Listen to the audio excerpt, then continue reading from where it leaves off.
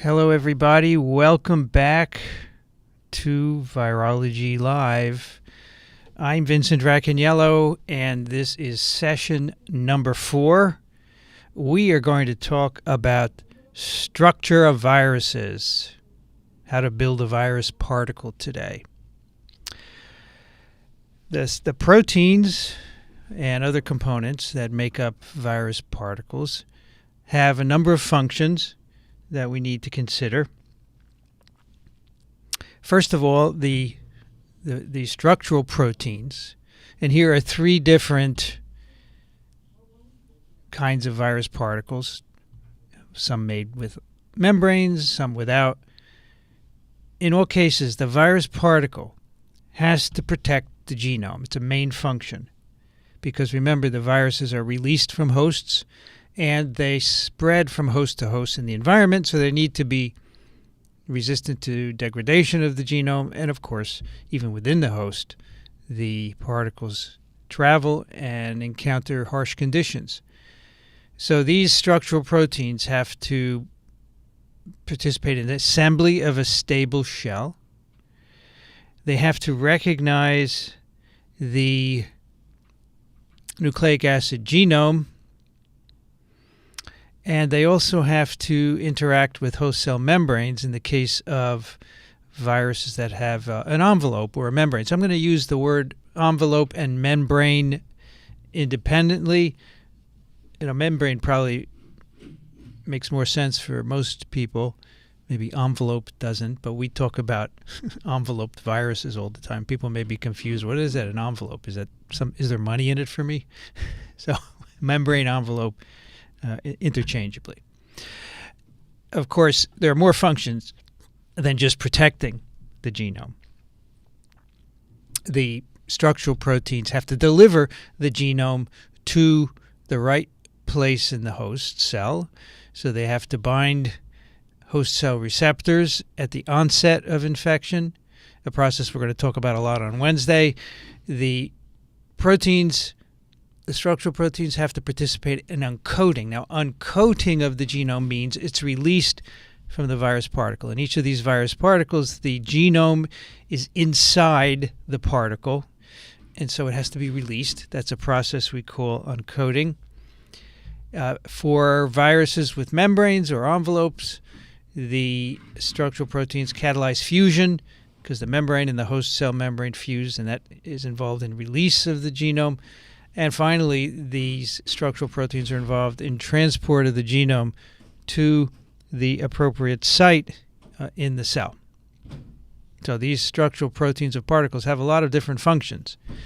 Now, before we go any further, we have to define some terms, as we always do.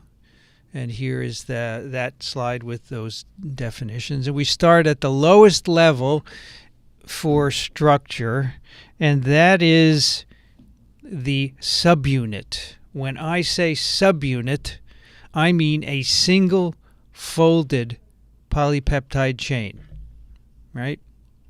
So just think of a single protein. Here are 3 virion proteins, VPs of poliovirus, say VP1, 2, and 3. They're single proteins or polypeptides that have folded into the right structure. Next up is what we call the structural unit. Synonyms for structural unit are protomer or asymmetric unit. I tend to use structural unit, but if you read, you will find these other terms. This is the unit from which either capsids or nucleocapsids are built. And what a capsid and a nucleocapsid is, you'll find out in a moment. Sometimes the subunit and the structural unit are the same. If, for example, the structural unit is made up of just one protein, then the two would be synonymous. But often the structural unit is composed of one or more subunits. So here you can see the structural unit of this virus, this happens to be poliovirus, is outlined in dark black here. It's also called the protomer. It is made up of 3 subunits, 3 proteins. They're given different colors, blue, red, and green. to indicate that. For some viruses, as you will see today, the structural unit is just one protein, okay? Now, next up is the capsid, which is from the Latin word capsa, which means box. That is the protein shell surrounding the genome.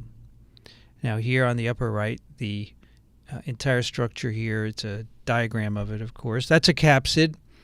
It's made up of multiple structural units, as you can see, and we will explore how that works today. That capsid can be naked, as it is here, or it can have an envelope around it, as in the lower right. That's a herpesvirus, where the capsid, the protein shell, is in turn surrounded by a genome.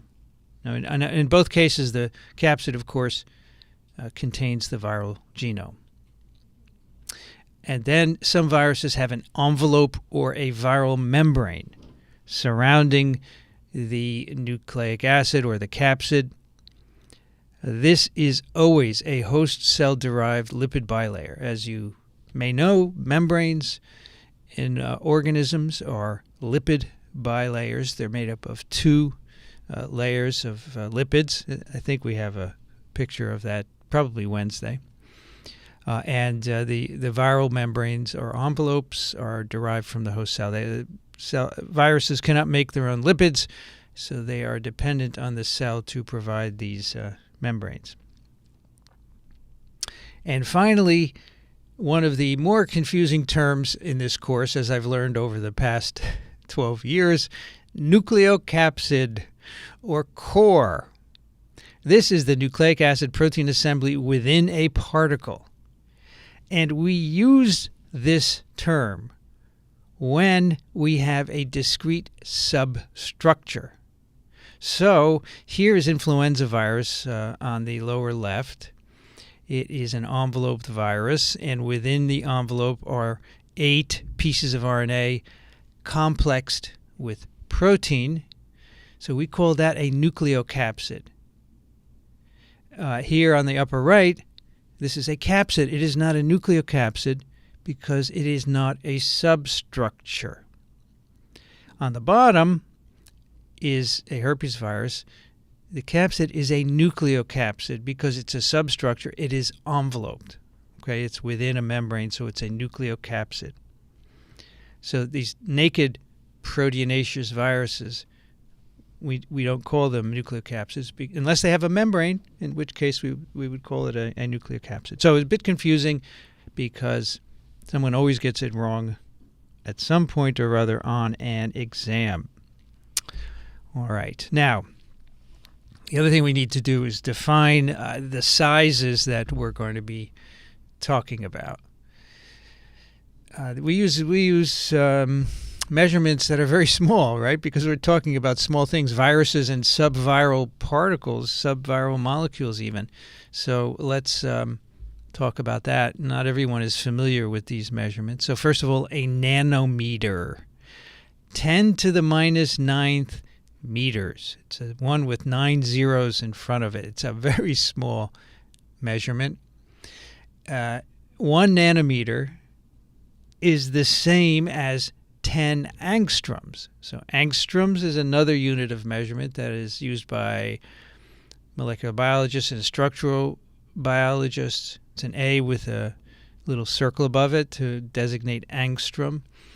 And it's the same as 0.001 microns. All these are the same.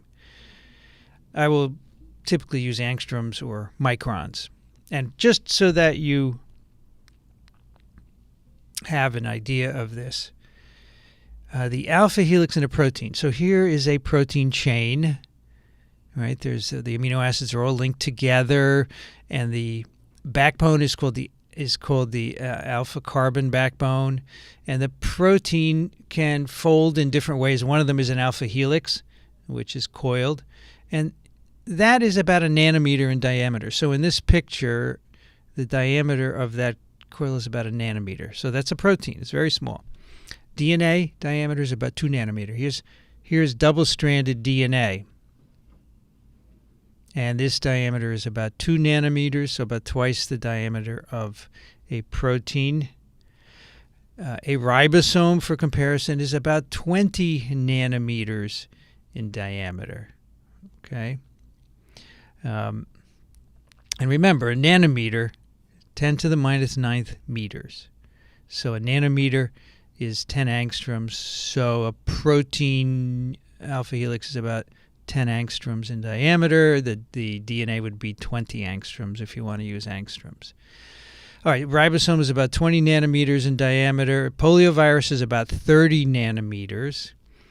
And Pandoravirus, shown here, is 1,000 nanometers, 1 micron in length. And some of the giant viruses, the pithoviruses, are 1,500 nanometers in length, 1.5 microns. Okay? So those are the subunits, those are the measurements that we're going to be using. Someone asked a question here. So you have to have a membrane in order to have a nucleocapsid. Yes, typically you have to have a membrane. I'm trying to think if I can think of any examples. I can't, but if I do, we'll let you know for sure. All right. Now, a key property of virus particles is that they are what we call metastable. Metastability. So what does that mean? Well, it's pretty clear. They have to protect the genome, the particles, as I've told you. So they're stable, but they have to come apart upon infection. They have to be unstable at some point, right? If they're stable, then the genome can never get out. So this particle has two states, essentially, a stable state and an unstable state, and we call that metastability. All right, maybe it's unique to viruses. I don't know how this is used in other fields. But metastability in virology means it has two states, stable and unstable. So here's an example of poliovirus. The virion, or the virus particle, is very stable. Poliovirus you ingest and it passes through your stomach and small intestine, where there are all kinds of nasty environments. And so to give up its genome, it has to become unstable. And in the case of poliovirus, actually, it's the receptor that catalyzes the transition from stability to instability.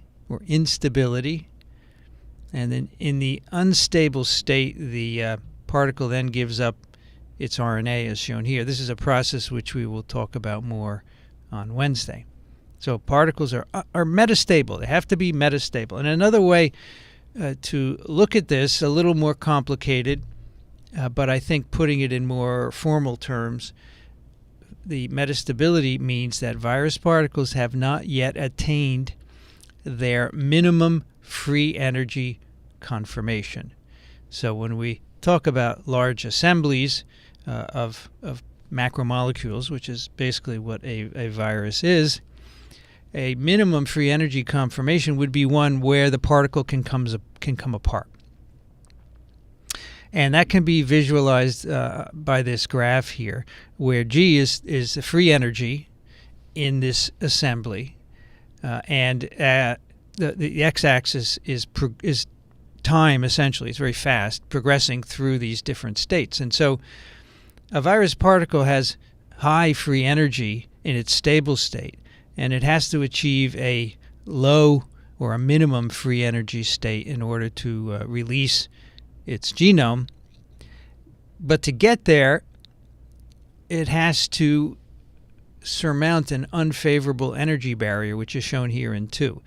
And that's purposefully built into the virus particles to prevent virus particles from simply falling apart as they're floating around in the environment, which I think you can understand would not be a good thing, right? So there's an unfavorable energy barrier, and that is surmounted by the energy that is actually put into the particle during assembly. So when virus particles are assembled, there are no bonds formed, but the proteins are put in a conformation which is called spring-loaded, and the particle has energy in the assembly as a consequence. And then upon the right signal, the right trigger, which is really the subject of Wednesday's session, the particle begins to disassemble and it releases this energy, and that energy allows the particle to go over this high energy barrier and get to the minimum free energy conformation. So just think of it as there's energy built into the particle when it's assembled, and that energy is used for disassembly, but only if the cell provides the proper signal. And it's typically a receptor or low pH or a protease or some combination of them, and we will talk about those next time, okay? So how do we achieve metastability, you may be wondering? Well, a particle has a very stable structure, right? And as you'll see today, this stable structure is created by symmetrical arrangement of many identical proteins. And that provides maximal contact in the virus particles. You have just a few proteins repeated many times for the most part. And that gives you a lot of similar surfaces, so you can have a lot of similar interactions, maximal contact. That gives you a stable structure. These virus particles are not, for the most part, covalently bonded. There are always, of course, exceptions, but for the most part, these capsid, this is a capsid, they are not covalently held together. They're non-covalently held together, yet they're very stable. How do we provide an unstable structure? Well, first, the structure is usually not permanently bonded together, and it can be taken apart or at least loosened on infection to release or expose the genome. That is the subject of Wednesday's discussion, but that is how we maintain stability, by symmetrical arrangement of many identical proteins. Instability or instability is by the lack of covalent bonding and some signal that causes it to come apart, that causes it to trigger that spring to expand. All right, let's do a quiz now. Let's see. I have forgotten how to. No, you give me a weekend and I forget how to do the quiz. Here we go. Lecture 4, Structure of Viruses. Question 1. Virus capsids are metastable because, 1, A, they must protect the viral genome outside of the cell. B, they must come apart and release the genome into a cell. C, they have not obtained a minimum free energy conformation. D, they're spring-loaded. E, all of the above. All right, while you were having a hand with that, let's look at some of these questions here.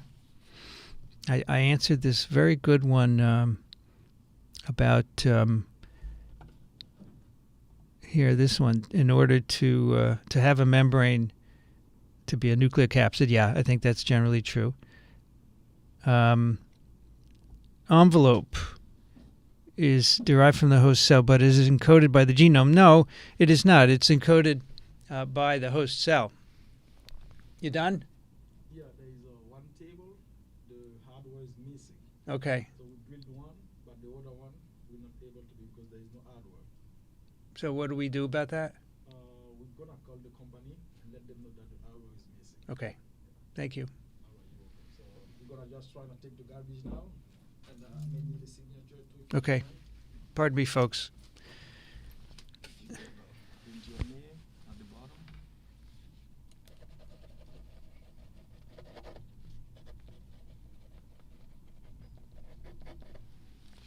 Your copy. Thank you. You're welcome.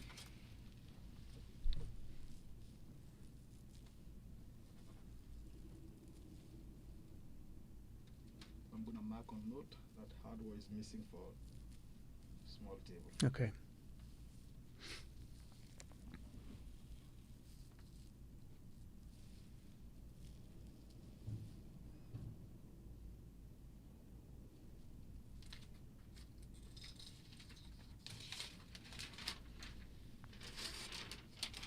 Thanks. Thank you so much. too. All right, sorry for that, folks. The furniture for the incubator is being assembled, and of course, parts are missing. Anyway, the host cell bilayer is not encoded by the genome, although it could be that one day we find some enzymes involved in lipid synthesis in viral genomes, encoded in genomes, but we don't know at the moment.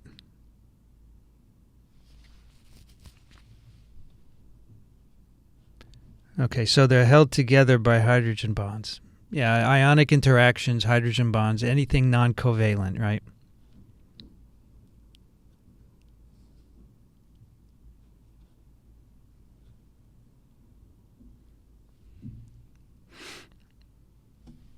Okay.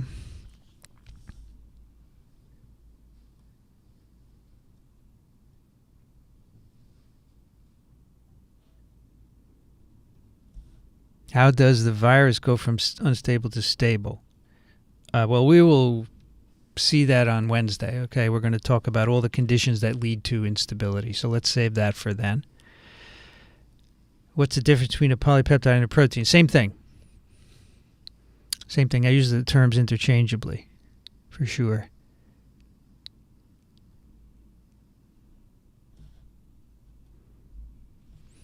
Okay. Let's see about our quiz here. What do we have? Show results. Most of you got all the above, 78%. Everything is correct. They must protect the genome. They must come apart and release the genome. They've not obtained a minimum free energy conformation. They're spring-loaded. All right. And let me answer one. The furniture is metastable. Well, it's got to be put together, right? And they're missing some of the hardware. It's typical, right? Yeah, it's never finished. Are all mammalian cell membranes similar? They're similar, but there are certainly differences as well, right? There are chemical differences that distinguish. Even within a single cell, the membrane is not homogeneous throughout the cell, okay? All right. Let's go back to virology. Actually, I want to do something first before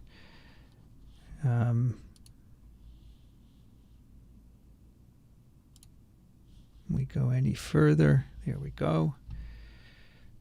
Had to remove someone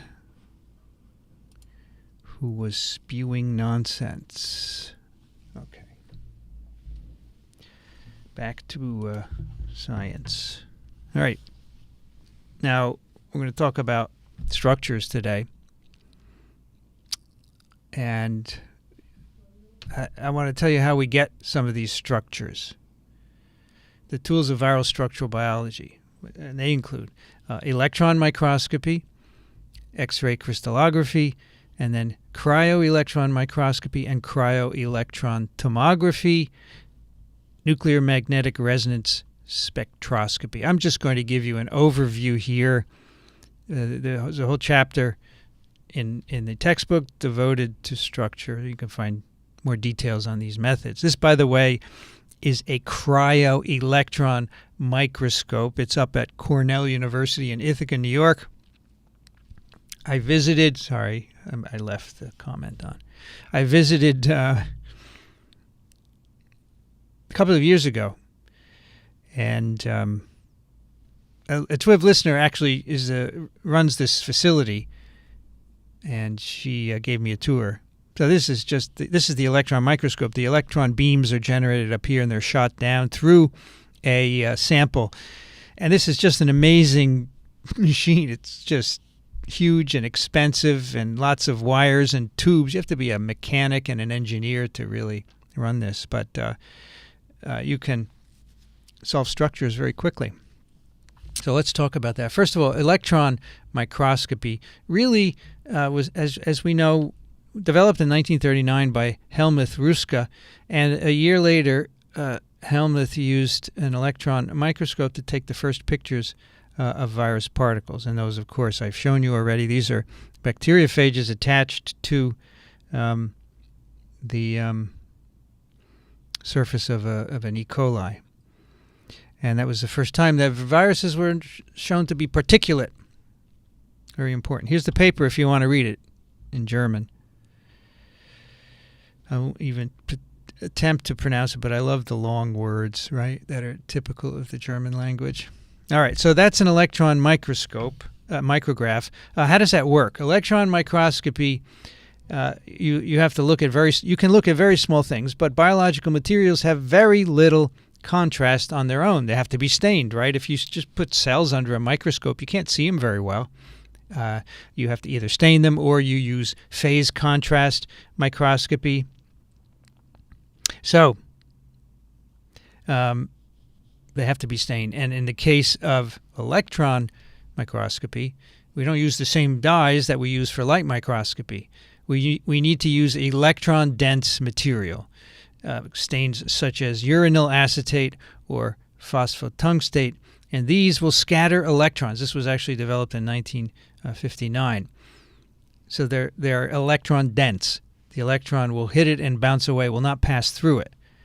And if you can imagine, if you have a film, in the old days you would have a sheet of film that you were recording your images on, and the electrons would expose the film if they passed through it, but if not, they would bounce off. And so here, that's why we call this negative staining. Now, the resolution of electron microscopy is not great. It's only about 50 to 75 angstroms.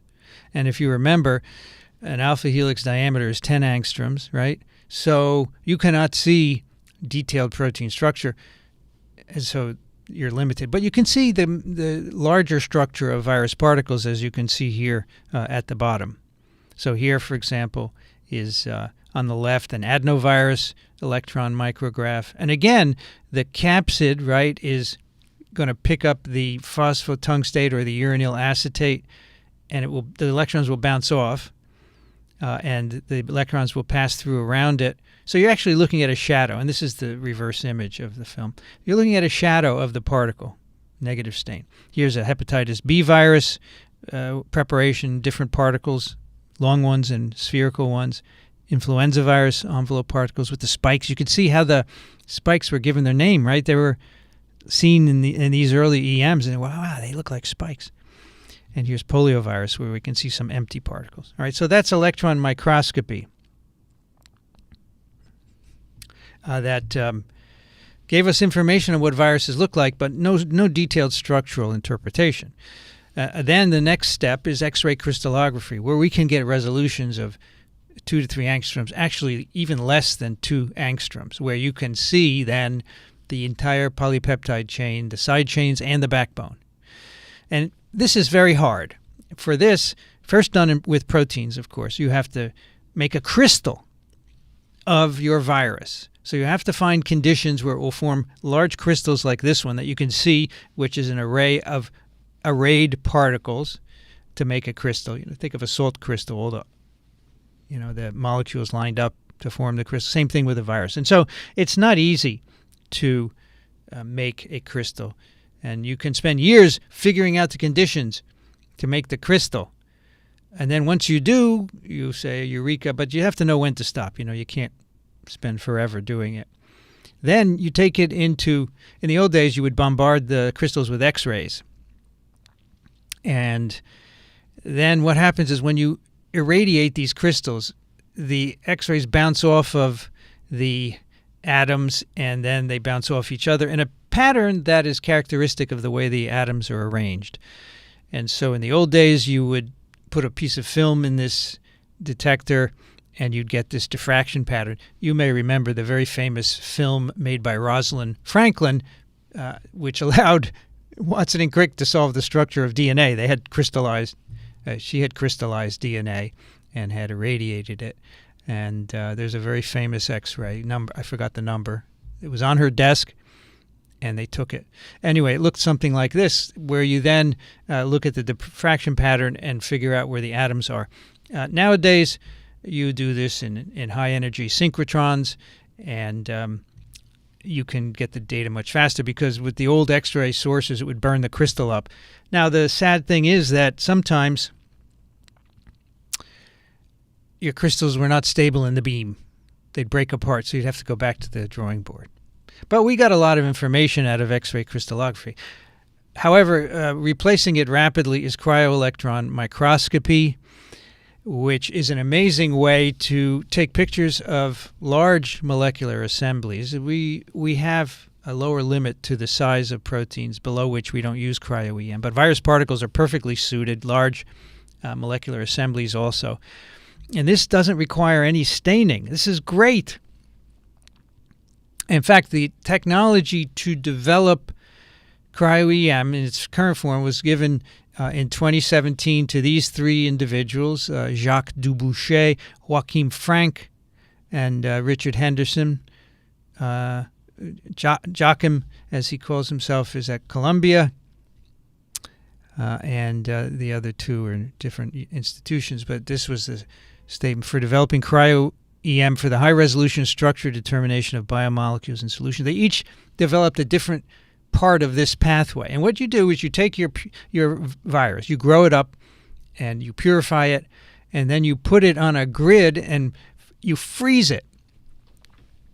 You freeze it in liquid nitrogen. So in that cryo-EM, the picture of me standing next to the cryo-EM, right next to it is this little contraption that's full of liquid nitrogen. You plunge your grids into it, they freeze, and then you put it quickly in the cryo-EM, which is also cold, so it keeps them frozen.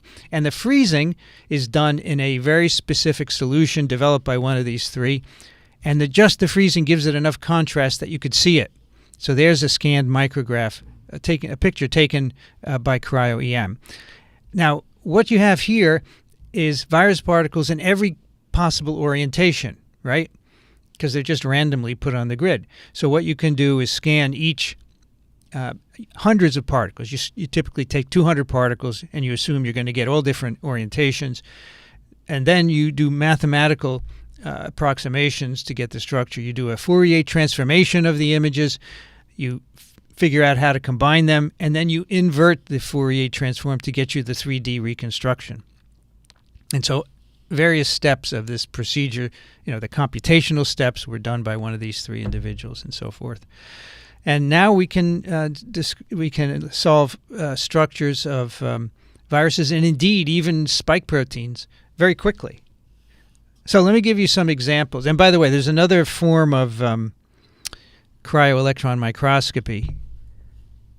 It's called cryo-electron tomography, where you take the virus particle on the grid and you simply tilt the grid in different ways and take pictures. So you don't have to get all different orientations. You could take far fewer pictures because you're looking at one particle or a few particles on tilting, and as you tilt the grid, you take pictures of it. The same idea.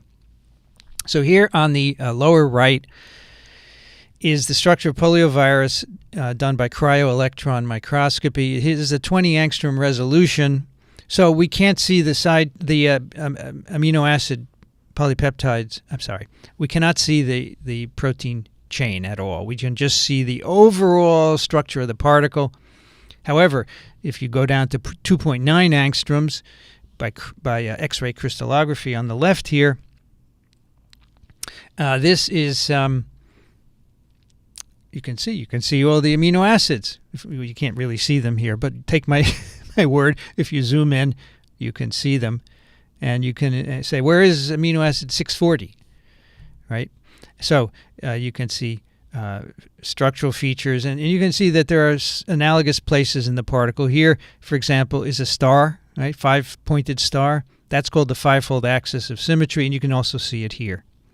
Now we can get cryo-EM down to 2 angstroms. It's amazing. It's just amazing. And in fact, that's what was done for Zika virus. When Zika virus first emerged in 2015, within 6 months, its structure was solved by cryo-electron microscopy. Here's the overview of the particle here. You can see it has a 5-fold axis, 1, 2, 3, 4, 5. That's all that means. There are 5 copies of this protein around it. This virus is made up of, it's an envelope virus with a spike protein embedded in the envelope, and each of these are dimers of spike proteins. Well, here's two spike proteins in green. There's a green one and a red one. And these are weird spikes because they're flat on the surface of the particle. I shouldn't call them weird. They're just the way they are, right? And here is, so that is a space-filling view of the particle, where every atom is a sphere. The view on the right is a ribbon diagram where we're just tracing the alpha carbon backbone of the protein. We've taken out the side chains of the peptide, so you just see ribbons here.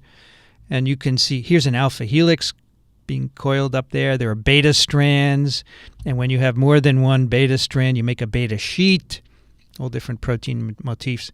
So this was done by cryo-EM at 3.8 angstroms, much better than the 20 that was done for polio. Now, I made these images on my computer, and you could do the same thing. There are free programs. Chimera, for example, put out by the University of California, San Diego, UCSD. And then you get the file from the structural people. They put it online at the Protein Data Bank, and it's a coordinate file of where every atom is in XYZ space. You can load up any file for any virus or any protein into your Chimera program. There are other programs as well. You can color it. You can display it in different ways. For example, at the top here, you can see some molecules, right? I have put in up here the side chains that are glycosylated, that have sugars attached to them. You can zoom in. You could go inside the particle. It's amazing. It's just amazing. And you could have these 3D printed if you want, which I have on my desk at Columbia. And once I'm set up here with a shelf behind me, I'll put them on the shelf. The spike of SARS-CoV-2 is a protein embedded in the membrane of SARS-CoV-2 virus particle. It was solved in February of 2020.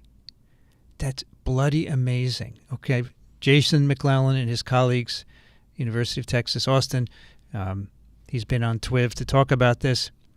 They produced the protein. They got the sequence in January, released from the Wuhan Institute of Virology. They got the sequence. They made the protein, just the spike. They did cryo-EM. Boom, here's the structure. Amazing. And, of course, it's a trimer in the envelope, but this is a monomer on the right, and it's colored. You can see long alpha helices, right? It's a coil. Beta sheets, other unordered areas. And down here at the bottom in purple is where it would be attached in the membrane of the virus particle. And here's the famous receptor binding domain in green, the N-terminal domain in blue. Why do I say famous? Because, well, that's in green, the part that binds the receptor, and many of the monoclonals are directed against those two domains. So having this allows you to interpret things that happen, changes in amino acids, in terms of their location on the molecule and how they interact with other molecules. So, very cool stuff. Here's another view of the Zika virus structure. So this was produced by a visualization company here in Manhattan, who actually did the cover of Principles of Virology Volume 5. And this is an assemblage of several different coronavirus, SARS-CoV-2 structures they put together. So there's the spike in red. The white are sugars. This is a glycoprotein. And then they made a membrane, a standard membrane, which we know is a lipid bilayer. There are some other viral proteins that they embedded in the membrane. And in the interior, they put the RNA with the nucleoprotein on it, whose structure was also solved. So while we were writing the 5th edition of Principles of Virology, the textbook for this course, we had planned to put HIV on both volumes. But then the pandemic began, and the company doing this visualization, I forgot the name, they emailed me and said, well, we have this visualization, and we'd like to run it by you and maybe make a comment. And I said, not only will I make a comment, but I want to put this on the cover of, I think we put it on Volume 2. HIV is on Volume 1. This is on Volume 2. It was just a particle. I thought that was so cool, and they were very happy to have that publicity. All right. How How big a virus particle can you solve the structure of? Really big. So this is Cafeteria Roenbergensis virus rolling across the ocean. This is a virus that infects, a giant virus that infects this organism up here. This is Cafeteria Roenbergensis, a single-celled flagellated eukaryote that lives in the ocean. Huge numbers of these in the waters of the oceans, and they eat anything they can get their mouth on. They don't have a mouth. They do phagocytosis. That's why they're called cafeteria. They eat everything in the ocean. They have a virus, and here it is. And its structure was solved. Let me turn off this rolling business so I can get rid of the bar so I can show you the stuff at the bottom. So this structure was done by Xuan Xiao. I'm probably not pronouncing it right. He's at the University of Texas, El Paso. Really nice guy. And he said it took him a long time to solve this. This particle is 300 nanometers in diameter. There are over 15,000 capsid proteins. And I think it took him 3 million CPU hours to solve the structure of this virus. So it's very large and it's complicated. And so some of you are saying they're beautiful. Are they always so beautiful? So, of course, we're coloring them, right? And that's part of what makes them beautiful. They have no color at that low size. There's no color, but we color it to make us understand. You know, I years ago, I went to a second grade when my kids were young, and I spent an hour talking to the class about viruses. And I showed them pictures of viruses in different colors. And one kid, get this, he said, "Mr. Racaniello, do you color them so you can tell them apart?" Brilliant. Second grade. He gets it. Yes, we color the proteins different colors so that we can tell them apart. So they are beautiful. I think each and every one of these, in fact, any protein structure I think is beautiful. It just shows a order that is inherently beautiful and that many humans like, I think. I mean, many of us like disorder, but I like order, and that's what I try to bring you in this class, to put order to the virosphere. And we did that last week for genomes, right?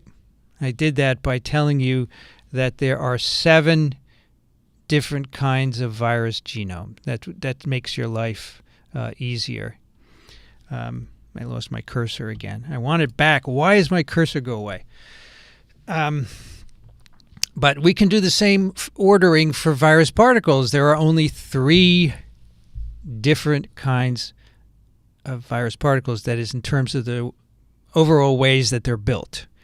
And for that, of course, I use the number 3 subway here in New York City. And again, New York City-centric course. It's been taught here for 12 years. Why not? There's number 7 genomes and the number 3 virus particles. Okay, so what are the 3 kinds of virus particle? We have helical, we have icosahedral, and we have complex. And we're going to go through each of these and how they are built. The helical is up at the top. That's tobacco mosaic virus. That, by the way, is a capsid because there's no membrane around it. If it had a membrane, it would be a nucleocapsid. Then we have icosahedral, characterized by poliovirus and many other viruses. And then the complex is kind of a cop-out because these are viruses put together by ways that we don't really understand. And they don't have any symmetry as far as we can see, so we call them complex. And they include the pox viruses and a lot of the giant viruses, the pithoviruses and the Pandora viruses and so forth. All right, so let's talk about how do we build virus particles. Symmetry is the key. Now, a little bit of history here. Now, I mentioned Watson and Crick before, right? Everyone knows that they published the structure of DNA with great help from Rosalind Franklin.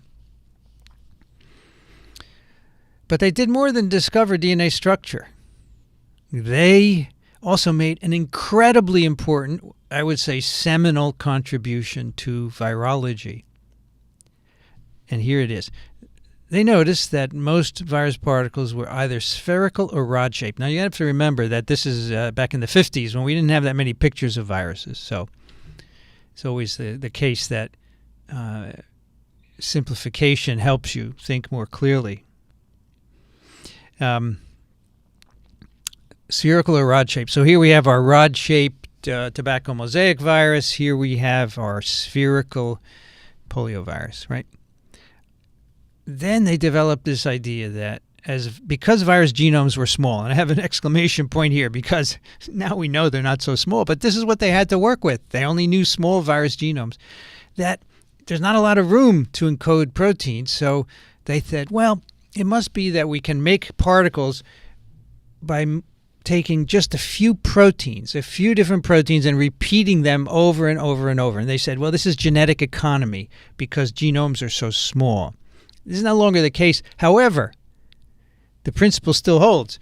And the fact is, virus capsids are built typically with many copies of just a few proteins. You know, that 15,000 capsid protein cafeteria Roembergensis virus, it's not 15,000 different proteins. It's many copies of a few proteins.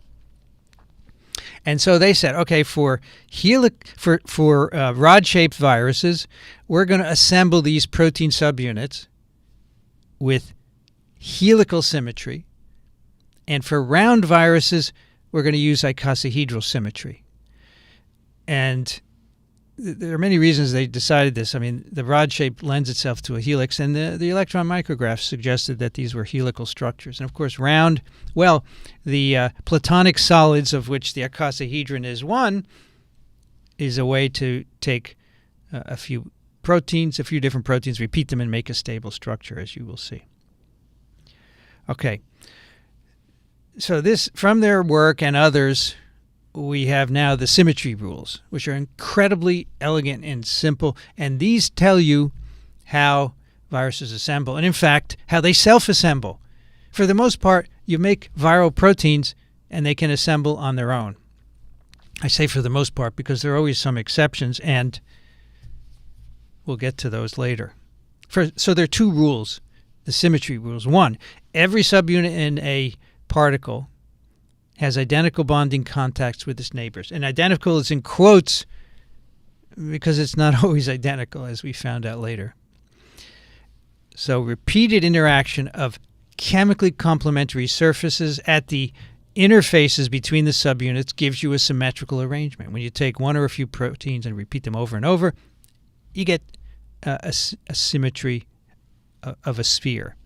And rule 2, the bondings are usually non-covalent, which I've told you, and that gives you the ability to correct your mistakes. If you assemble a particle and it's wrong, which can be detected by certain proteins called chaperones, it'll be taken apart because the whole process is reversible. So identical bonding contacts leading to symmetry and non-covalent interactions. This is useful for us. You may be saying, who cares about any of this? Come on, it's all useful. We can make vaccines based on symmetry and self-assembly. Many capsid proteins, if you make them, they will assemble into a virus-like particle without a genome. You don't need to have the genome to make the particle. And we have 2 vaccines, the hepatitis B virus vaccine and the human papillomavirus vaccines. These are virus-like particles produced in yeast.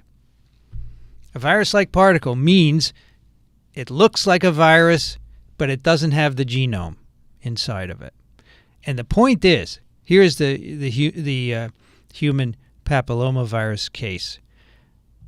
Single capsid protein, a single subunit made in cell culture will fold properly and then assemble into empty particles or virus-like particles. They go through an intermediate which is called a pentamer. There are 5 of these assemble with each other, and then the pentamers all assemble to form the empty particle. How beautiful is that? And that's your vaccine. And it's great because it looks exactly like the virus, but it doesn't have nucleic acid in it. Now, it has some deficiencies, and you typically have to add an adjuvant because it doesn't reproduce, We'll get to that later when we talk about vaccines. So anyway, the symmetry and self-assembly is used to make vaccines. So let's take a look at the individual kinds of symmetry. Helical symmetry. I think you understand what a helix is. You know what double-stranded DNA looks like. It's a helix, the double helix. Proteins can make helices as well. They basically make a coil. Here, the coat protein molecules that make up the helix, they are all the same, so they are engaging in identical equivalent interactions with both each other and the viral genome, and you get this large stable structure from one protein. So this is tobacco mosaic virus. Remember, rod-shaped virus, first one discovered. It is consists of a single protein, a coat protein, shown each in yellow here, repeated over and over and bound to the viral RNA, which is a single molecule of plus-stranded RNA. So here's the protein, the subunit, right? The subunit is a single protein. And then these all interact with each other, and they form a helix. So here's the protein by itself forming the helix. And inside of it is the RNA. So the coat is protecting the RNA, of course. That is helical symmetry. And we see that throughout the virus sphere, of course. It's not just for tobacco mosaic virus. There are many viruses of animals that have helical symmetry. Now, the tobacco mosaic virus, of course, is a virus of plants. There are many helical viruses of both plants and animals. And here's one. This is a paramyxovirus. A paramyxovirus, a family of negative-stranded envelope viruses, including measles virus. But here is one called Sendai virus. Yes, it was isolated first in Sendai, Japan. They had no problem naming it after them. But I am told by my TWIV colleagues it's not good to stigmatize locations with virus names. All I'm saying is they did it and they didn't have a problem. Okay, so we won't do it anymore. This is a virus that infects mice. It's used in the lab as a model. Its genome is built with helical symmetry. It's the RNA, negative-stranded RNA, is wrapped up in a protein called the nucleoprotein, which is repeated. Look at them all. Look at all the nucleoprotein subunits. It's a helical structure. Now, in the animal virus world, no virus with helical symmetry has a naked genome like the tobacco mosaic virus. So for TMV, that is the virus right there. And apparently, this works. It is brought from plant to plant by vectors or by contaminated farm machinery. That works. But in animal viruses, there are no naked helical symmetry capsids. There are only enveloped ones. So for Sendai virus, this capsid is actually encased in a membrane, and that makes it a nucleocapsid, of course. So here's an electron micrograph of this Sendai virus, a paramyxovirus, and there's the envelope. This one is broken, and you can see the nucleocapsid spilling out of it. So that's a helical nucleocapsid, very much like TMV, tobacco mosaic virus. So animal viruses with helical symmetry are always enveloped. Okay? So that makes this now a nucleocapsid. Here are some other examples of viruses with helical symmetry. This is vesicular stomatitis virus, a virus of the same family as rabies virus. It is an enveloped, bullet-shaped particle, unusual, with a nucleocapsid inside which consists of the RNA coated with a nucleocapsid protein, very much like Sendai virus. Here is the here's a single nucleocapsid protein in the middle here. There's the structure of it. As you can see, it has two lobes. It has a red lobe and a yellow lobe, and there's a little groove in between the lobes, and into that groove fits 9 nucleotides of RNA. Here's a ring of multiple nucleocapsid proteins binding RNA. So you get the picture. Each subunit binds the RNA, wraps around it, forms a helix. This is the cryo-EM structure of vesicular stomatitis virus. So there are some of the cryo-EMs that were used to derive this structure. There's, it has a tip, which is unusual, where it's closed, and then it has a trunk and a base. And here we have the nRNA structure there in red, yellow-green. So again, the nucleocapsid bound to RNA, wrapped around in a coil. Then we have a protein on top of that called the M protein. Then we have the lipid bilayer, purple and magenta, I suppose. All right. Again, all the animal viruses with nucleocapsids, helical nucleocapsids are enveloped. Here are some examples. So we talked about paramyxoviruses. I showed you Sendai virus, measles, and mumps viruses. They're enveloped with a helical nucleocapsid. Rhabdovirus, I showed you. Influenza virus is enveloped with a helical nucleocapsid. RNA complexed with a variety of proteins, including a nucleocapsid protein. Ebola viruses are envelope viruses with helical nucleocapsids, RNA bound to protein. So this further illustrates the fact that the nucleocapsid is the nucleic acid protein assembly that is packaged within the virus particle. All right? I hope you get that. But there are also enveloped plus stranded RNA viruses with helical capsids. And of course, the famous SARS-CoV-2 or coronaviruses are all examples of this. SARS-CoV, MERS-CoV, SARS-CoV-2. These are envelope viruses with the famous spikes embedded in the envelope. And within the envelope is the RNA genome complexed with a nucleoprotein N. They are either called nucleocapsid protein or nucleoprotein N or NP, all interchangeable. So nucleoprotein plus RNA is the nucleocapsid. It is a helical structure, as we have been talking about for all of these RNA-protein interactions. There are also DNA and other RNA viruses with helical symmetry. So here is an envelope double-stranded DNA virus of Archaea, helical nucleocapsid. Here are some single-stranded. That's another double-stranded DNA virus of Archaea here. Where again, it looks a lot like tobacco mosaic virus. It's naked, right? This is not a nucleocapsid. It's got the genomic DNA complex with coat protein here, it's called. This one has some tail fibers. It's a little bit of a twist over TMV. So those are two double-stranded DNA. Then we have single-stranded DNA viruses of bacteria, where we have this is again naked helical genome here, no envelope. Then we have rod-like plus and minus RNA viruses of plants. These are helical capsids. They're not nucleocapsid because there's no envelope. They have either plus or minus RNA in it. And then there are flexuous versions. And so the name tells you they're either rod-like, they don't flex, or they're flexuous. That's a nice word, flexuous, isn't it? Again, coat protein complex RNA. Same idea. Helical structure without a membrane. It is just a capsid. Now, you can build your own helical capsid with these magnetic balls, buckyballs, these really high power neodymium or neodymium magnets. I can't pronounce it. Really powerful. They banned these for a while because kids were eating them, but you can actually get them on Amazon.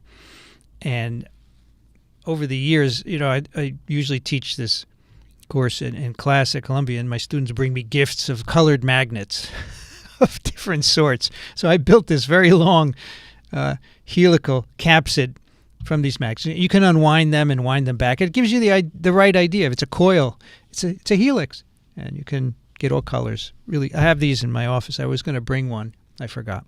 Sorry. All right, let's do another quiz. I have to go to the, sorry.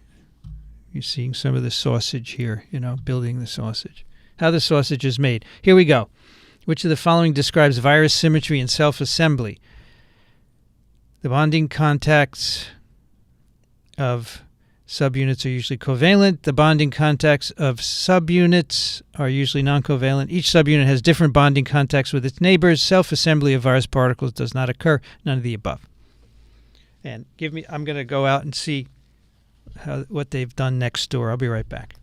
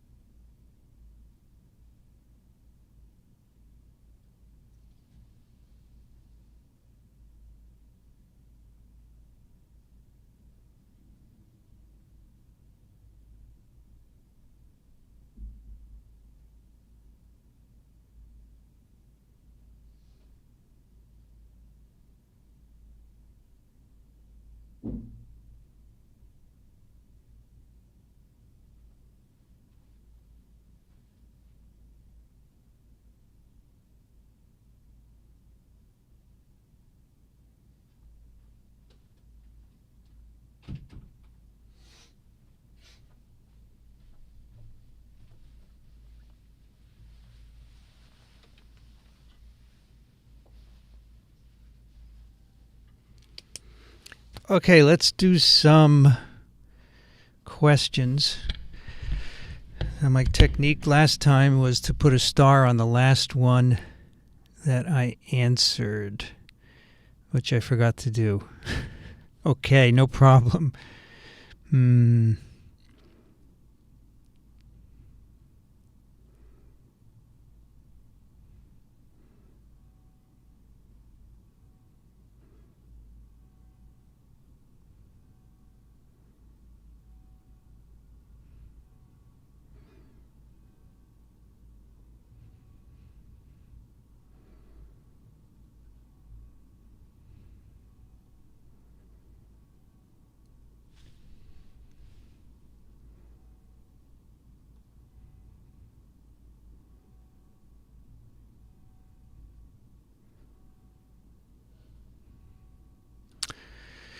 Oh, I didn't know this. The guy who took Rosalind Franklin's picture was born in Pongaroa, Maurice Wilkins. So he had done some of the first structures of proteins, right? I believe so.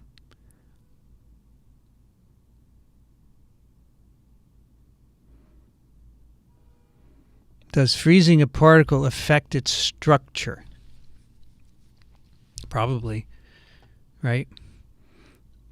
And crystallization probably freezes it in a way that's only a fraction of what's happening biologically. Yes, but we have to do that to see the pictures, right? Freezing is basically reducing the noise temperature, which improves the contrast. I don't know. I just know that the way it's frozen gives it some contrast. But if that's the way to explain it, sure.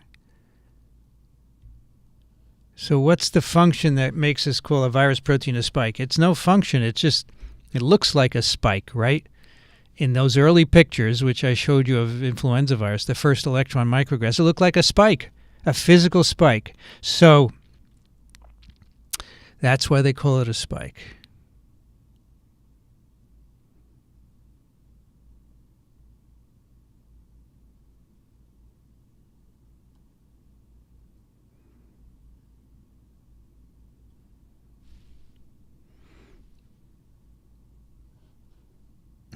Is it just me, or do giant viruses seem to infect less sophisticated single-celled organisms? There's some evidence that they infect mammals. I think the host specificity of those viruses is really not understood.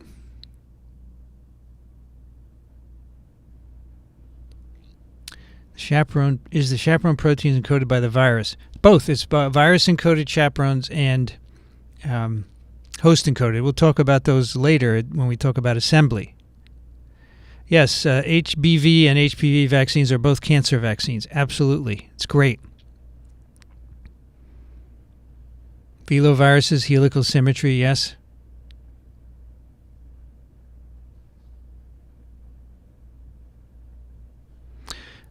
Is the genome structural? So this is a good question. the genome is not ordered as the proteins are. The genome doesn't have symmetry, so you can't typically see it in these structures. Nevertheless, it has to be packed in the capsid in a certain way, and we're starting to get images of nucleic acid interaction with capsid protein. So I think, obviously, you can make a capsid without nucleic acid, right? The virus-like particles show that. But the exact role is, it probably is important in some way, but it's not essential.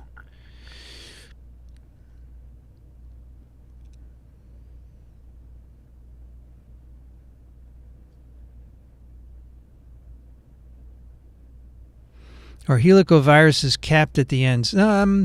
It can be both, right? So the tobacco mosaic virus is open.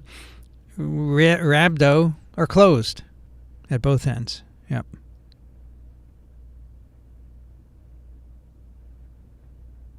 All right.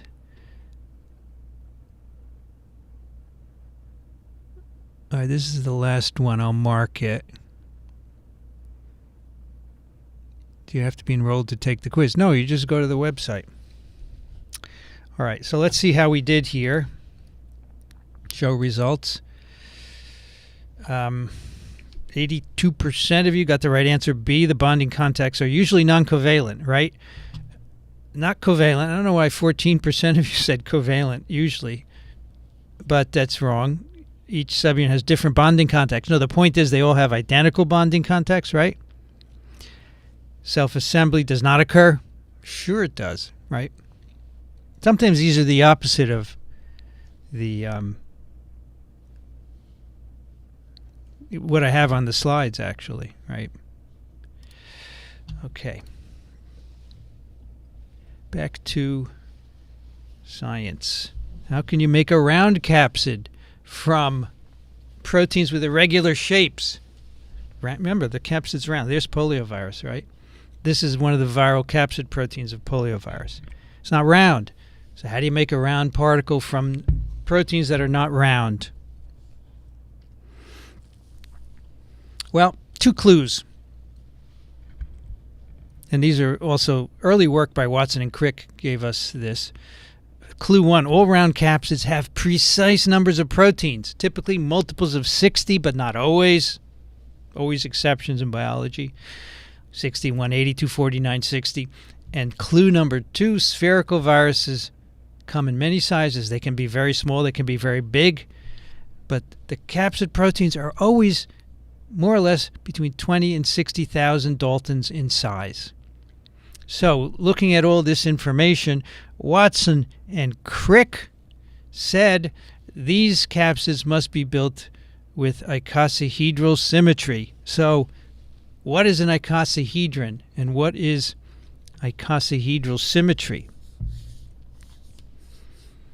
I think you all know that an icosahedron is a platonic solid. There's a bunch of them. It is, in particular, a solid with 20 faces. Here's an icosahedron drawn out. Each face is an equilateral triangle, right? Equal length sides, 1, 2, 3, triangle. And the icosahedron is built with 20 of those. That gives you axes of symmetry, which you've already encountered here. We have 5-fold axes of symmetry, and all that means is that there are 5 copies of these triangles, if you want to put it that way, around the 5-fold axis. It could be a protein or a subunit. What's a Dalton? It's a measurement of molecular weight. That's what you need. So I'm talking about, it's 20,000 Daltons. Just that's the molecular weight of the protein. So we have 5-fold axes of symmetry, we have 3-fold axes, and we have 2-fold axes, and they're very easy. It's just a number of subunits or structural units around each one. So you can see here the 5-fold axis at the top, the 3-fold axis, the 2-fold axis.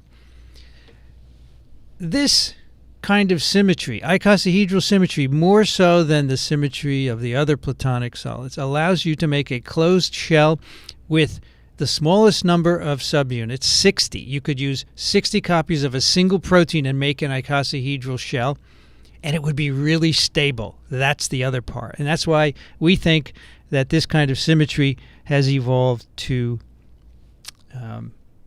encase many viruses. So the simplest icosahedral capsids are made up of 60 of the same protein. And for these, of course, the protein subunit is the structural unit, right? I said for some of these, the subunit and the structural unit would be the same.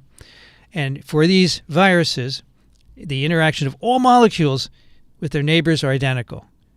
It's the same protein repeated 60 times, so all the interactions are identical. We don't need a quotes around identical, as you see in a moment for other kinds.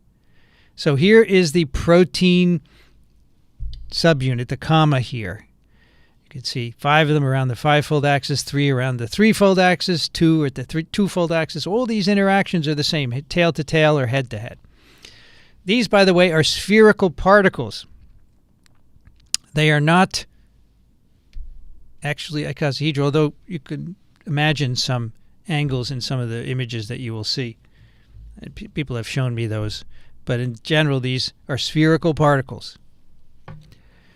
So let's look at some examples of viruses built with icosahedral symmetry. One is adeno-associated virus 2, which is a parvovirus. This is a family of small icosahedral particles with single-stranded DNA genomes. And we'll talk about these at some length in this course. They're about 25 nanometers in diameter, so it's pretty small, slightly smaller than poliovirus, and they're made up of 60 copies of a single capsid protein. So there's the capsid there. It's broken open so we can see the DNA inside.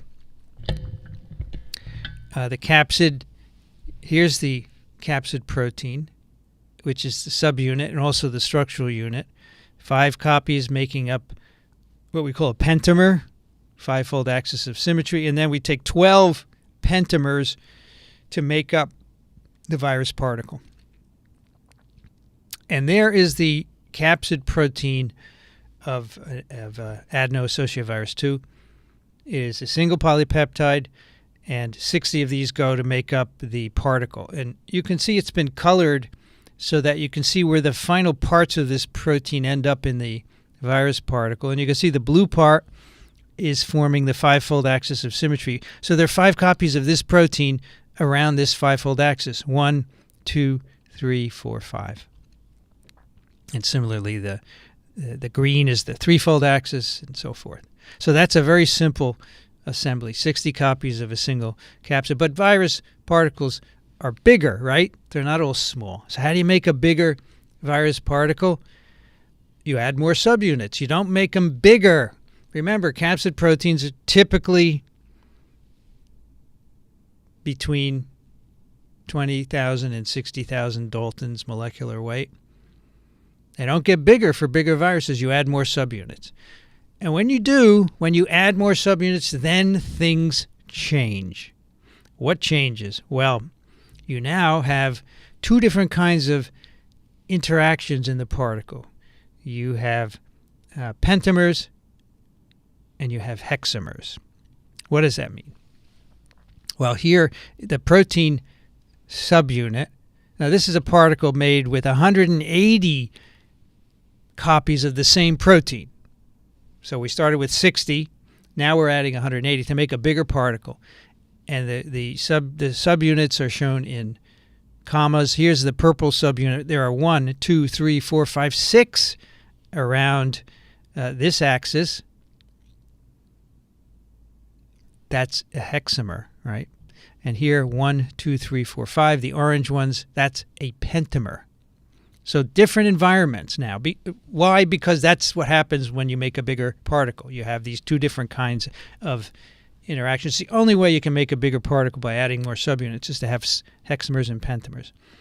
And so now, besides those, we have different modes of subunit packing. That means different modes by which these proteins pack together. Purple mode, orange mode, yellow mode. They're all slightly different. So we call these kinds of arrangements quasi-equivalent. Well, we don't, but it was first determined by structural biologists after Watson and Crick that they should call these quasi-equivalent because the interactions are not identical anymore as they were in the 60 subunit particle that we just talked about. These are quasi-equivalent because they're slightly different, but they still engage in tail-to-tail and head-to-head interactions. So that's the quasi part, but they're not equivalent for sure. All right? So that's how you make a bigger particle. So quasi-equivalence is also a confusing topic. Let's redefine this. When a capsid has more than 60 subunits, each capsid protein, each subunit occupies a quasi-equivalent position. These interactions, non-covalent interactions of all these subunits are similar but not identical as they are in the 60 subunit particle. That's what quasi-equivalence means. And with more than 60 subunits, you get arrangements of 6 and 5 hexamers and pentamers. Okay, now, one more slightly abstruse complication that we have to introduce. And this is the triangulation number T. And I'm going to give it to you in a very simple form. There's actually a mathematical basis for this. It's described in a text box in the textbook, but this is good enough for our purposes. T is a way to describe icosahedral virus structure. And T equals the number of smaller triangles in the triangular face of the icosahedron. Remember, the icosahedron is made up of triangular faces, right? And 20 triangular faces. You can divide that into smaller triangles, which you could call facets if you'd like. And that would be, the number of facets would equal the T number. And it's a way to describe protein icosahedral particle structure. So let me show you some examples of T numbers. So here is a capsid with a T equals 1. By the way, the T number is useful because you can figure out the total number of subunits in a particle by simply measuring 60 times T, by multiplying 60 times T. That will give you the total subunits. So here's a T equals 1, where there's just one, there's no smaller triangle. The triangular face is not subdivided. That's because there's one protein making it up. And so we have 60 subunits there. Now here's a T equals 3. We have 1, 2, 3 smaller triangles as part of that equilateral triangular face. And so now we have 180 subunits because 3 times 60 is 180. We have here a T equals 4. We've got 1, 2, 3, 4 little triangles or facets in the triangular face. That would give us 240 subunits. Here we have 12, 780. So you can see as the T number increases, the particle is getting bigger and the number of subunits is increasing as well. And anything with a T greater than 1 will now have a 5 and a 6-fold association, a pentamer and hexamer arrangement. You can make these with buckyballs also. And I made a little video showing that, which you should check out. And it shows you, I think these are actually really good for explaining icosahedral structure. So these little balls here stick together. So here's a pentamer, right? Here's a T equals 1 magnetic virus on the left. And there is a pentamer. And it's made of only pentamers. You can see I've used different colors of these magnets to make each pentamer.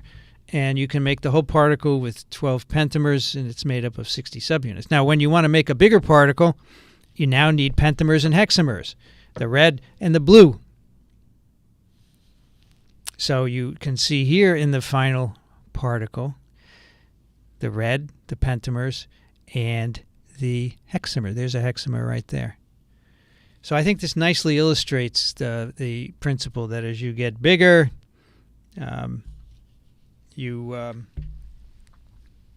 have different symmetry. Now people are complaining that these are not triangles. The triangle is used for illustrative purposes. And yes, this is actually, it's not quite a triangle, but you know, This is what happens when I simplify it and don't use the math. There are some issues, but the basic principle is the number of facets per triangular face. Okay, another example of a bigger virus is poliovirus, of course, which is a picornavirus, about 30 nanometers in diameter. And this is made up of 3 capsid proteins, VP1, 2, and 3. There's actually a 4th, which is really an N-terminal extension of VP2. But for structural purposes, we just consider these 3. So 60 protomers of VP1, 2, and 3. So it's 180 subunits. And we call this quasi-T equals 3 because the proteins are different. A T equals 3 would have 180 copies of the same protein, or quasi-T equals 3 has 3 different proteins. Doesn't really matter. Still, you have 180 subunits. So all of the subunits are VP1, 2, or 3. They have this wedge shape here as shown on the left.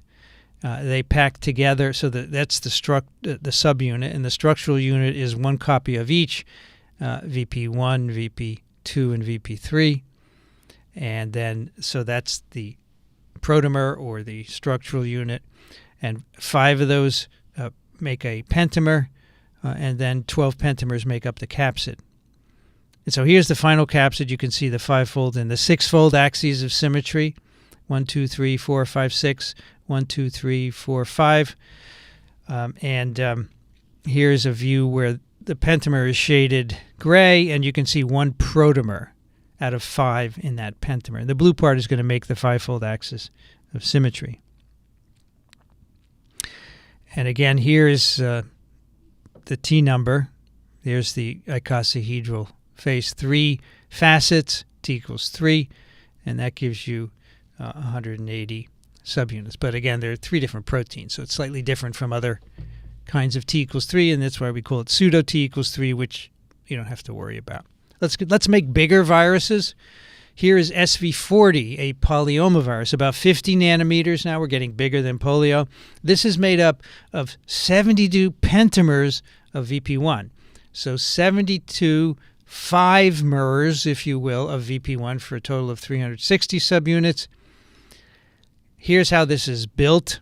So there's the particle, its actual structure. Here is a pentamer with 5 neighbors. So think of this pentamer as the structural unit now, right?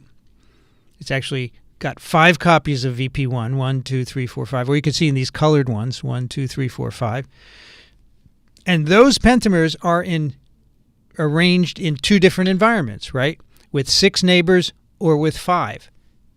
Has to be, because it's bigger than a T equals 1. So here, this pentamer of VP1 has 5 neighbors, 1, 2, 3, 4, 5. This pentamer of VP1 has 6, 1, 2, 3, 4, 5, 6. The cool thing about this virus, one of the cool things, we're going to visit this virus a lot in this course, is the way the proteins engage. So here's VP1 in magenta here, and here's a pentamer of VP1s in different colors, 1, 2, 3, 4, 5 copies, right? The N-terminus of each VP1 you can see is hanging out here. What that does is engage VP1 of a neighboring pentamer, and that gives the particle stability. I want to show you that because it's very cool. So here's a close-up view of this polyomavirus. There are pentamer with 5 neighbors, and the pentamer is made up of 5 copies of VP1. So let's look at the yellow one. Look at the N-terminus of the yellow VP1 is insinuating into the neighboring VP1 pentamer, which is in dark blue. So it's reaching in and grabbing it, and that gives it stability. This is not a covalent bond. This is just non-covalent interactions. Makes the particle stable. It's an unusual extra part of the interaction. All right, let's do another question here. Our last one for today. Which of the following are characteristics of icosahedral symmetry and viral capsids?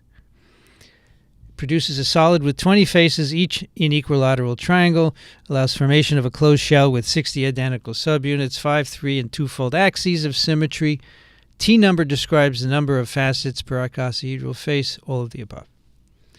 All right, let's go back to the questions. Here we go. I actually found the last one. Are giant viruses on the path of becoming cells? No. No, they are not.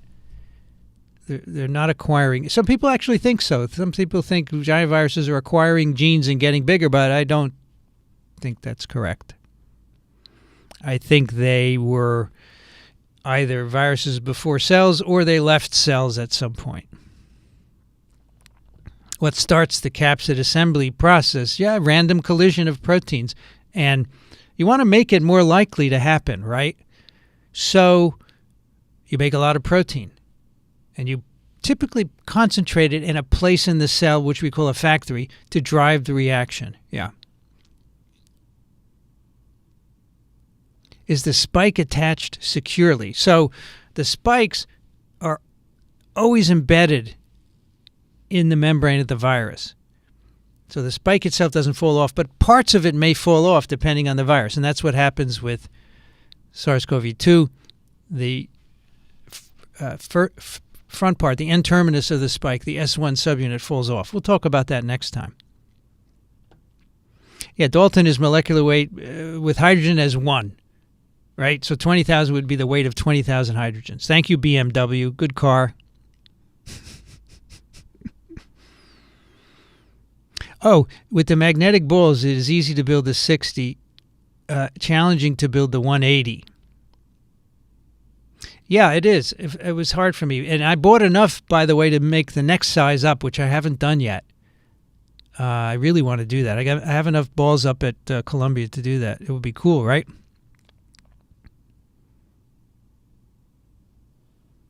Where do the instructions for building the capsid come from? The instructions are built into the sequence of the protein. They're inherent in the sequence. They're a little assistance from chaperones, but for the most part, they can assemble on their own.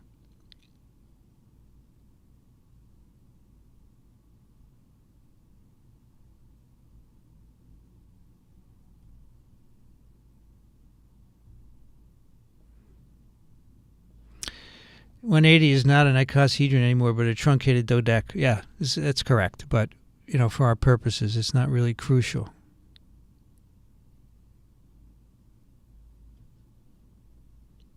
Are the subunits in the T greater than 1 usually identical, or can there be different ones for pentamers and hexamers? They're typically the same. Now, there can be other proteins that have other roles, but the structural units are typically the same.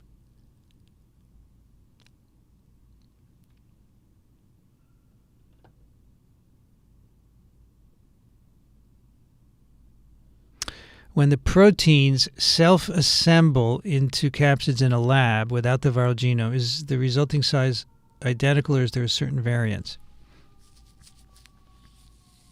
So if you make an empty capsid, it can be slightly different size. And the antibodies that it induces can be slightly different depending on the virus. So for polio, you have to make some changes to get identical immune responses. So yes, there are differences for sure.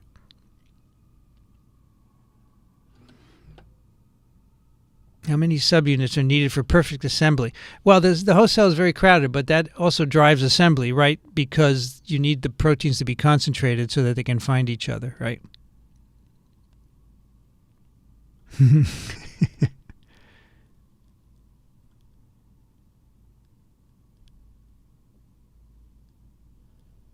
Where are the receptors on a non-envelope virus?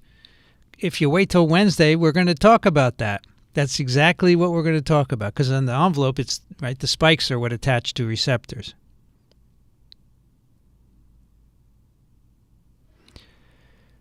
Is there a link to the math for the T numbers? Is there a link? It is in the textbook. If you don't have the textbook, send an email to me and I'll send it to you. Or maybe I should post it. Let me post it. I don't have any paper yet at this incubator, but I got the receipt for the desk, so I'll write on the back, post T number calculation. I will post that on the course website, okay? And that is my last one for this set, so we'll mark that. And let's see what we have here. Most of you got all of the above, which is correct. Icosahedral symmetry, solid with 20 faces, each a triangle. Formation of a closed cell with 60 subunits, the smallest you can make. 5, 3, and 2-fold axes. The T number describes the number of facets. Absolutely right. Okay, let's go back and wrap up this discussion. How about bigger? Yeah, we can make even bigger, obviously. And you can remain the symmetry that we already talked about. For example, adenovirus is a 150 nanometer capsid. There it is, an EM of it. And this is a T equals 25, made up of 720 copies of a viral protein 2, it's called. Unusual, there are fibers at 12 of the vertices. Those are the 5-fold axes of symmetry. So the fiber is something in addition now to this, the basic capsid. Plus, we have proteins with specialized roles. So we don't just have structural proteins now. We have proteins with other roles. And one of them, for example, is protein 9, which is called cement. Can you guess why it's called cement?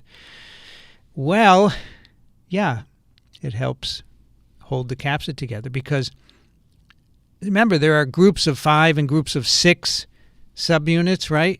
Structural units. And that where the 5 interacts with the 6 is not great in terms of stability, right? If they were all 5, that would be T equals 1. And there it's identical units, subunits, identical interactions, really stable. But as you get bigger, they become less stable. So you have to do different things. And what's done here is to add a protein called cement that holds them together, even at these penton-hexon mismatches, all right? So the subunit is a protein called the hexon trimer. It is made up of the hexon protein, 1 polypeptide repeated 3 times, and that is forming all these structural units in the capsid with 5 and 6-fold environments. The 5-fold environment has also a fiber attached to it, so there is a special hexon there. It's called the penton base. So it's interacting with the fiber at the penton base. And then we have the fiber protein, which is a trimer of a extended protein, as you can see here, which has a knob at the end, and that attaches to the cell receptor. To answer someone's question of just now, this is an icosahedral non-enveloped virus. It has these fibers that attach to the receptor, but this is quite unusual. Just really the adenoviruses bind this way. Other viruses, there are no fibers. They attach in different ways. So here's a diagram of how this is assembled. There are the fibers and the penton bases and all these other hexons forming. The hexons are in light tan, I suppose. Then you can see all these other proteins. Protein 9 is the cement that holds things together, and many, many other proteins involved in packaging the DNA and so forth. So the point here is that when you make bigger capsids, then you have proteins that have other roles. Sometimes the virus is made up of 2 icosahedral shells. And this is typical of reoviruses. These are T equals 13 viruses. Actually, they're 2 triangulation numbers depending on the capsid, about 70 to 90 nanometers in diameter. They're 2 shells. There's the outer shell here in dark purple, and then the inner shell is in tan. And then inside there is a double-stranded RNA genome.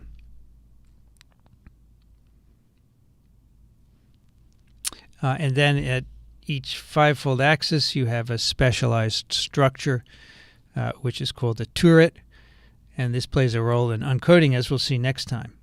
But there are 2 shells here, and here's the structure of the outer shell. It's made up of trimers of VP7, so each of these structural unit is a trimer of VP7. This has a T equals 13 symmetry, but the inner shell has a different triangulation number. This is a T equals 2, which is made up of monomers of VP3. So it has to be smaller to fit inside. And you may say, why are there 2 shells? Well, obviously it makes it extra stable. And this is a virus that has to pass through the GI tract. So that's part of it. But also, as you will see, this is a virus that actually doesn't uncoat completely. But we'll hold that for next time. Bacteriophages are examples of larger viruses. And here we have a combination of two kinds of symmetry. These tailed bacteriophages, they're composed of a head that is built with icosahedral symmetry. It's composed of a tail that is built with helical symmetry. And then it has many additional proteins with specialized functions. For example, there's a connector that connects the icosahedral head to the tail. It's made up of 4 different proteins. We have what are humorously called whiskers, made up of 1 protein. We have tail fibers, made up of additional proteins. Then we have a base plate. 16 proteins make up this base plate, which is important for attaching to the bacteria. So, interesting combination of different kinds of symmetry and additional proteins with different functions. And the base plate is quite interesting. I want to show you a close-up of the base plate of this particular phage. For many phages, when they attach to the bacterial surface, the tail contracts and a hole is punched into the bacterial membrane through which the DNA can pass from the head through the tail into the bacterium. Here's the bottom of the base plate of this particular phage, which actually has a spike in it. Many of these phages have spikes that drive a hole in the membrane. The structure of a spike of this particular phage has been solved. It is a structure made up of 3 copies of the same protein. It's here in green, blue, and red. And you can see it looks like a spike. It's thicker at the top. It tapers down to the bottom. And if you look at the alpha carbon trace, which is in the 3rd panel here, you can see that the top portion, the thicker portion, is made up of beta strands. And then as we go to the bottom, it becomes random coil. And these 3 copies of the protein are actually held together by an iron ion.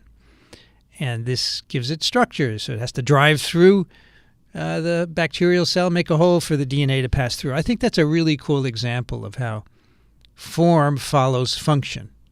You know, the architects didn't invent that. Biology invented it. Another example of a complicated capsid is herpes simplex viruses. This is interesting for a number of reasons. First of all, the capsid is an icosahedral assembly made up of proteins that are arranged in 5- and 6-fold environments, as we've talked about, because this is a T equals 16 particle. The capsid is surrounded by a membrane. So it's a nucleocapsid. But perhaps the most interesting, at least for me, is that there is a portal on this capsid. A portal, you know what a portal is. It's an entry or an exit way, right? And you know the video game Portal, that was a cool game where you could put portals into places and go in and out. Anyway, one of the 5-fold axes of symmetry of this icosahedral particle, at only one, there is a portal structure, which is shown here in purple, in magenta, and there's just one per particle. And we think the portal is used to put DNA in when the particle is assembled, and it's used for the DNA to come out during infection. And we will look at that process starting next time, but it'll continue through assembly as well. So that's very cool. And how it gets to be at one place and not the others, who knows? We have no idea, right? Because why don't you get more than one portal? What regulates that? No idea. I have a keychain. Actually, I have several because many people have given this to me over the years. So here's the Herpesvirus, and it opens up. That's the membrane with the glycoproteins, and inside is the nucleocapsid. And you can see that one of the structural units is different. It's over here. The portal actually is different from all the others. That's the portal. And then you can see the portal here. you can open up the nucleocapsid and inside is the DNA all coiled up. I think that's a pretty cool keychain, right? I think I have 3 or 4 of them. You can't have too many herpesvirus keychains, in my opinion. Let's talk a bit about the membranes that can surround virus capsids. Remember, we've said much of this. The envelope or membrane is a lipid bilayer from the host cell. The genome doesn't encode lipid synthetic machinery, as we know, but we may discover it. The envelope is acquired by budding of the nucleocapsid through a cellular membrane. And it could be any of several cellular membranes, nuclear, ER Golgi, plasma membrane. But it's always virus-specific. So here is a retrovirus budding from the plasma membrane. This retrovirus will always bud from the plasma membrane, but herpesviruses bud from elsewhere, as do coronaviruses. So that's the envelope. That's where it comes from. We'll explore more about that later. But what's inside the envelope can be helical or icosahedral symmetry. The envelope can encase either one. The envelope has glycoproteins embedded in it, viral envelope glycoproteins. Someone asked the question, why are they spikes? Here, see this picture. When they first saw this influenza virus, it looks spiky. Let's call them spikes. But they're proteins. They are integral membrane proteins. They're typically glycoproteins. They have sugars attached to them. They have a part. Here's a schematic of such a viral spike glycoprotein. This is a dimer. They can be dimers or trimers. There's an ectodomain, which means it's outside the particle. And then there's an internal domain. And then there's a transmembrane part, right? There's a part that goes through the membrane and it's attached. You can see this is not going anywhere, although parts of the ectodomain may be cleaved off, as we will see. And there's an example of influenza virus. We actually have 2 different glycoprotein spikes, hemagglutinin and neuraminidase. We will talk quite a bit about these later on. So the spike is made up of viral envelope glycoproteins. Here are some examples of these, and also to give you another kind of twist on this structure. Here, some of these glycoproteins are perpendicular to the viral membrane. Okay, so here's the influenza virus hemagglutinin HA trimer. It's perpendicular. But some are also flat, as I showed you for Zika virus. The glycoprotein, which is called the E protein, the E glycoprotein, it's flat on the surface of the particle, and either works for attaching to cell receptors. So that's the schematic of how it's flat there on the surface. For the influenza virus, the glycoprotein is perpendicular to the membrane. Now, the other subtlety here is that some envelopes are unstructured. These spikes are just randomly stuck into the membrane, but some are structured. You can see here, these glycoproteins have icosahedral order, right? It's quite clear. There's a 5-fold axis, a 2, and a 3-fold axis of symmetry. And that comes, in this case, for Zika virus, from the proteins themselves. They arrange themselves with icosahedral order. Sometimes the underlying capsid is actually icosahedral, which does that, but not for Zika virus. It's quite interesting. And as I said, you can have helical nucleocapsids in the envelope. Influenza virus is an example of that. Ebola virus is an example of that. Or you can have icosahedral nucleocapsids in the envelope. Herpes viruses, toga viruses like rubella virus. And this is an example of how you have a icosahedral nucleocapsid, which is making the arrangement of the glycoproteins icosahedral because they're interacting with the capsid, and that gives them the order. And that brings us to complex virus particles, which we can't really explain very much about how they're made because there's no symmetry whatsoever. And this includes pox viruses. Pox viruses have a membrane around the outside. Then they have a structure with DNA in it. It's not a nucleocapsid. It's not symmetrical in any way, but it's clearly bounded by a membrane. Pandora viruses have an envelope on the outside. They have an interesting twist, an apical pore, which we think opens up and lets the DNA out. Same thing with pithovirus. They have an envelope and a structure at one end that the French have called a cork. I love the way they name things in the virus sphere. This is a cork, of course. The French love wine, right? The cork pops out, and out comes the DNA. Finally, just so that you understand that not everything in a particle, a virus particle, has to do something for structure, that is. It does something for sure. There can be enzymes in virus particles, all kinds of polymerases, proteases, capping enzymes, topoisomerases. We'll talk about these.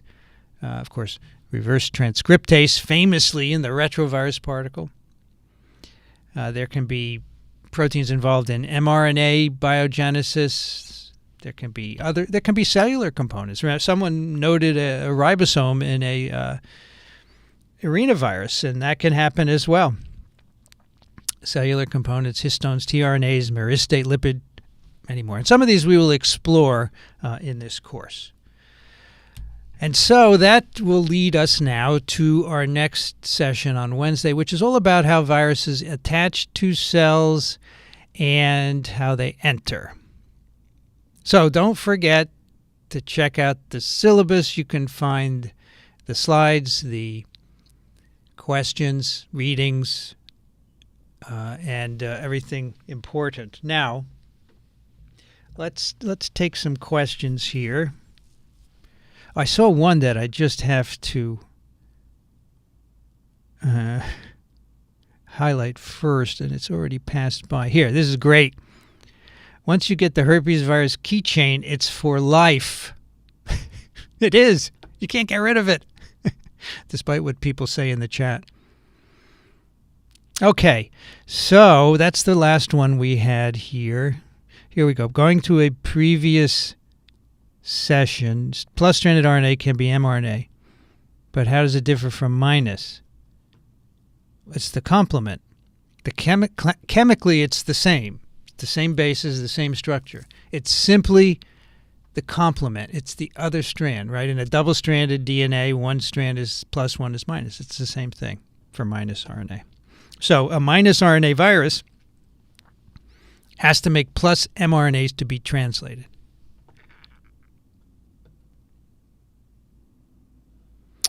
Theoretically, would a COVID-2 vaccine be a virion allowed to assemble around a deletion genome? Yeah, so that's one approach you could make. It wouldn't reproduce at all, though, without the RNA polymerase. But there are other ways that you could make that so it would reproduce. They're tricky, take more time. That's why we don't have them yet. That's why the existing vaccines were pushed forward, because they could be done the fastest, right? And that's important.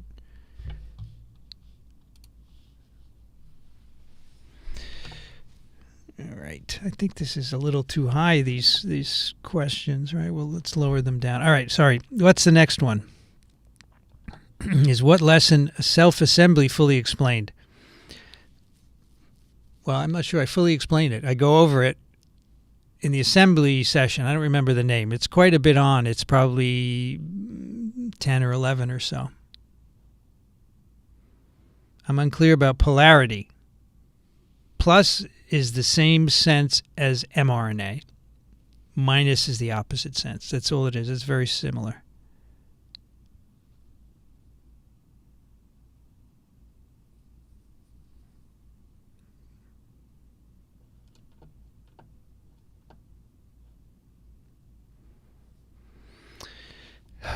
This is not an easy question to answer at this point. Are people with more proteases are more prone to ARDS? I think we have to wait on that. Let's get to pathogenesis, okay? What is the advantage of having a portal versus the capsid just assembling? Well, that's a good question. I'm glad you said what is the advantage of instead of why, right? That's great. I don't know. I don't think anyone knows the advantage. I think they both work, right? It may be now. You can't argue that it's such a big genome that it needs a portal and it doesn't coalesce properly, because there are other big viral genomes that do just fine. So that's not it. I don't know what the answer is. It's a good question. It is what Elio Schechter would call a Talmudic question, because there's no answer. Matryoshka keychain. That's right. You probably remember seeing that when you took the course. Yeah.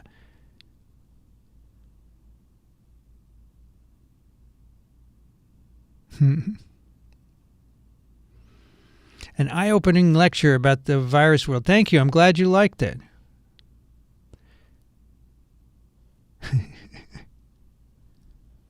As the envelope is taken from the cell, and these can be different, the same virus species be enveloped in slightly different envelopes.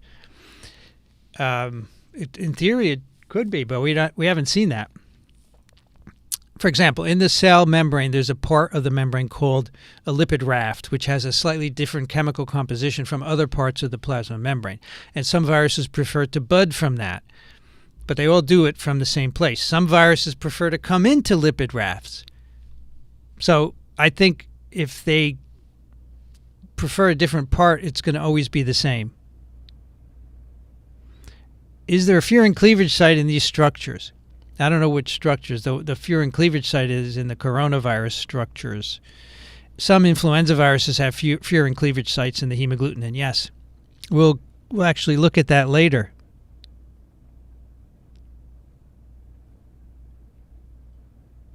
Does herpes have a cork?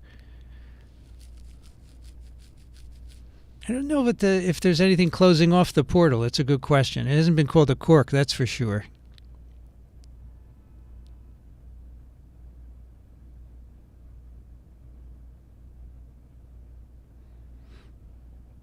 This has been a brain stretch. Very good. And I think I'm very excited about viruses in general. So the enthusiasm and joy I bring is usually always, right?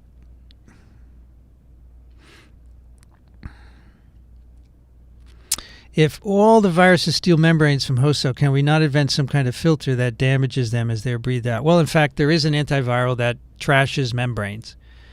And we'll talk about that in the antiviral lecture, yes. And, well, that's all I'll say. It's really interesting.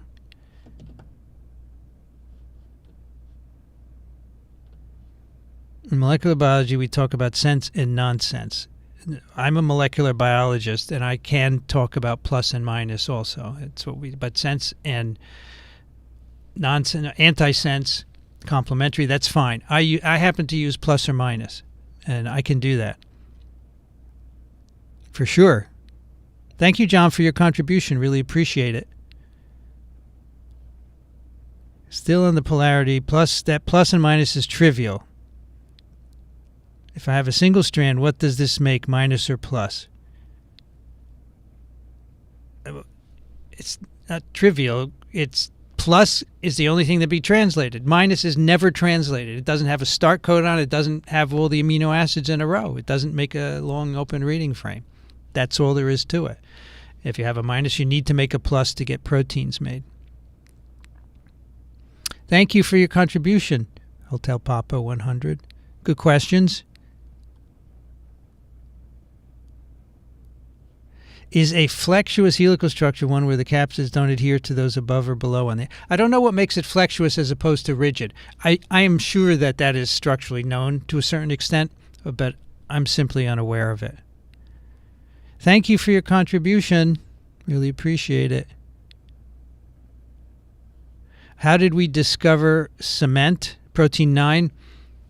If you take it out, the particle becomes less stable. And you can also see the structural interactions, right?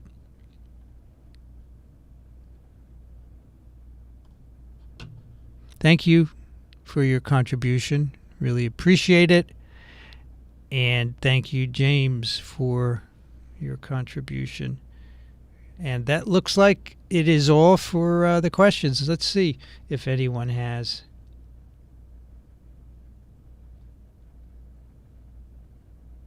Any others in these last seconds here?